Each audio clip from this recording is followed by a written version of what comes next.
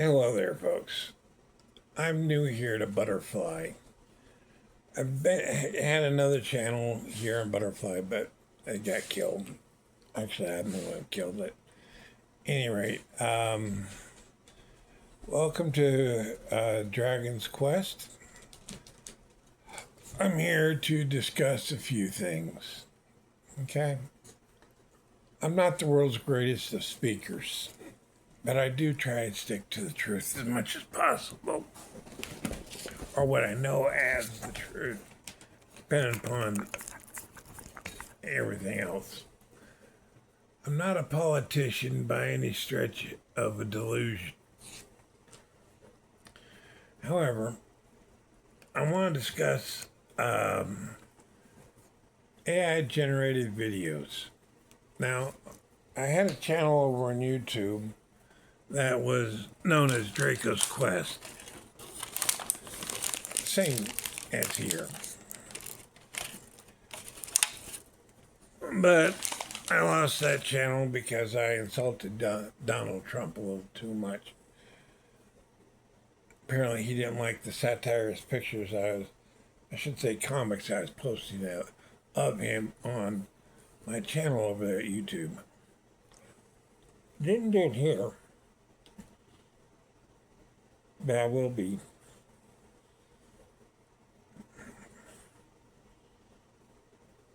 So they got me for too much spam. But let's get back to the AI videos.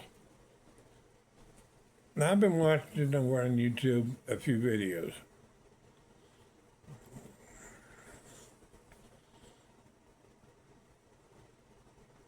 Now prior to this, blood sugar's kind of low. Prior to this, as I was going to say, I was listening to AI stories over on YouTube, which they were not bad by any stretch of the imagination, but they were redundant by every stretch of the imagination. They were redundant as hell. And same thing here. They were redundant as hell. I mean, I haven't seen any here yet, but the videos I'm talking about now are actual videos, kind of cartoon-like, but they're also quite comical. Okay, excuse me.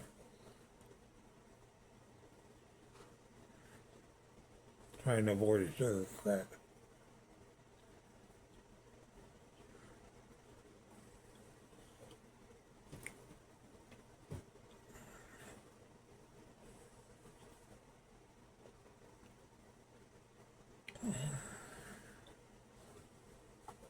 Here's an example.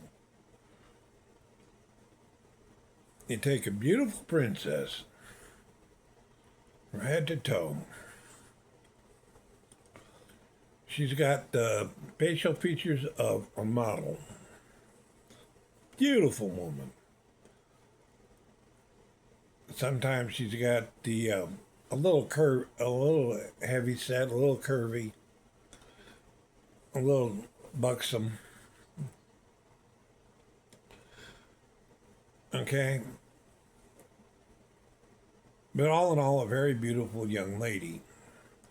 She's either a princess or soon to be queen. Usually the guy says something like, "God, you're gorgeous. I'd like to with you."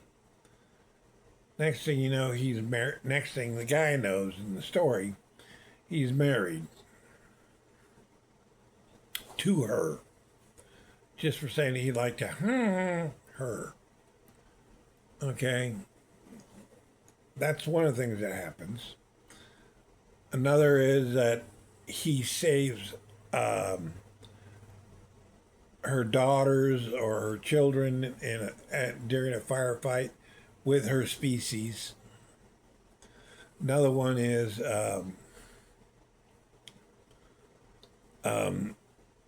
he becomes the child's tutor, and they fall in love.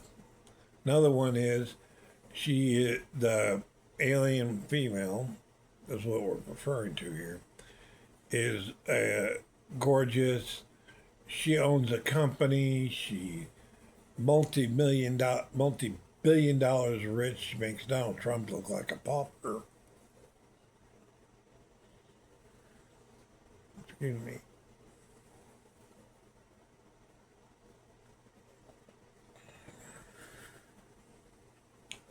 And Elon Musk look like the poor kid on the block. Anyway, point is, this person has money and money to burn.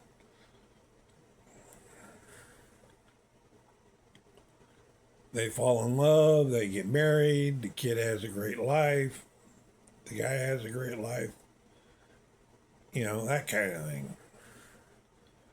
These are all the preliminary stories so far. Now, the one I just got through watching is Combat. In this case, it's a young lady in her mid-20s, early 30s, somewhere around there. She gets into combat trying to save an android who's trying to save us humans in a decimated Earth scenario.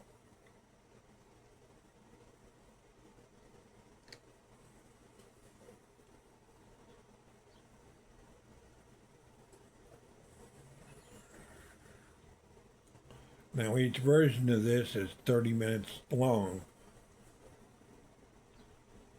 The one I just got through watching is not quite over yet. I think it's got one more episode left to it.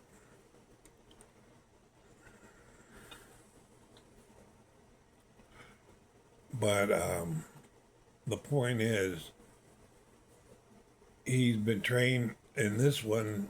The guy's been trained by a Jedi, for a lack of a better expression, a Jedi master, and to pilot a robot. Now, the big problem I foresee with this whole thing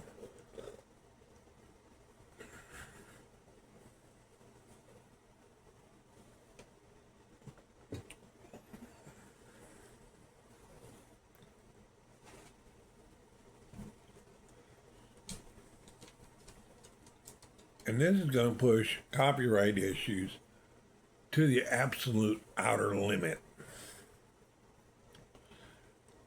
is that the AI actors all resemble, to a certain extent,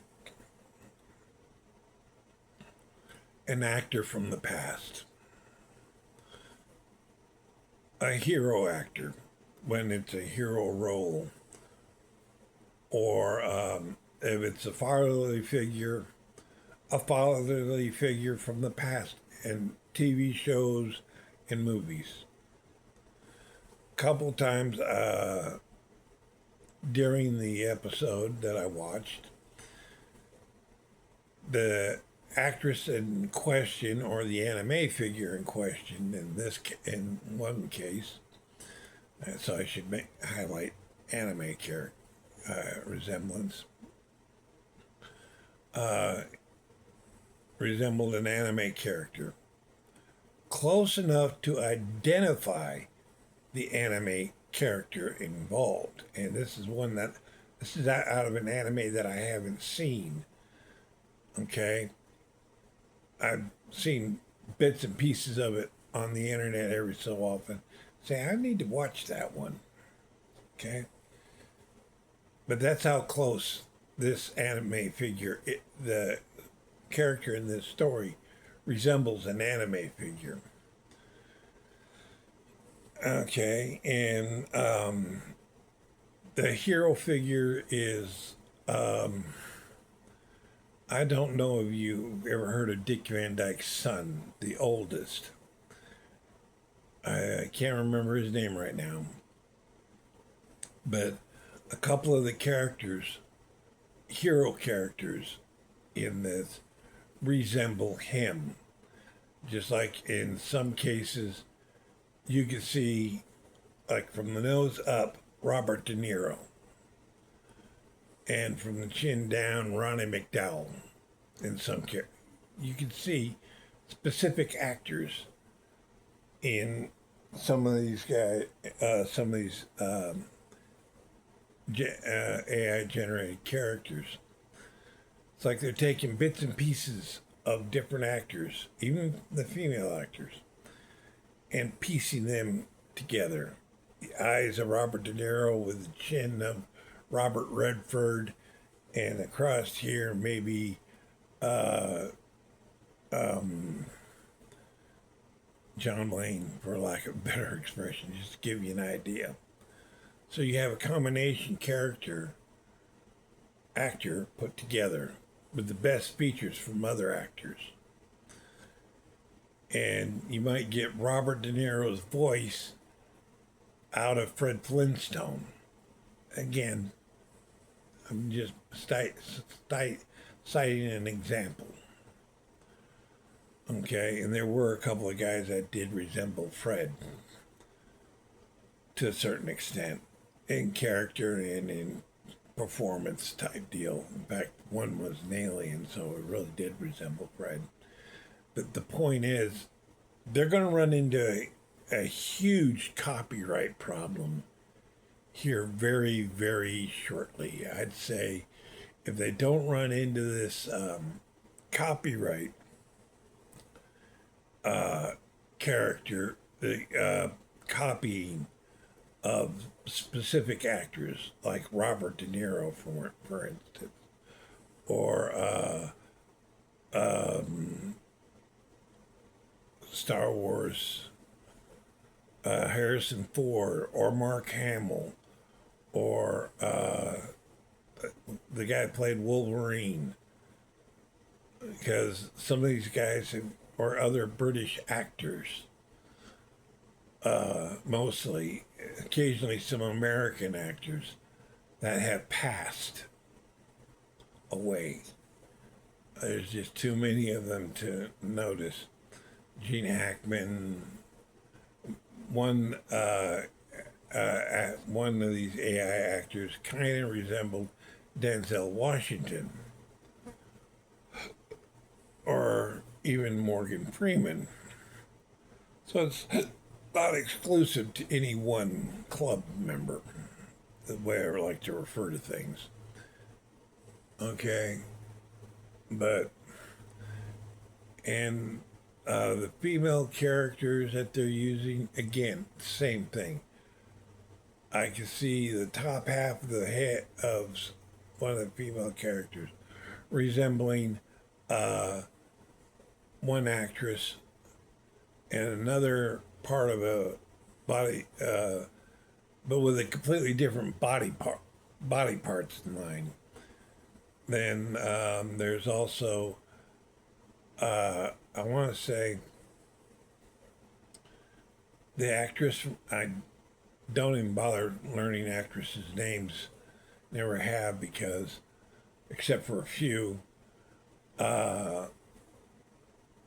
because actresses they were tagged as irresponsible or temperamental or a problem. Their career was over the second that tag got put on them. Their career was over.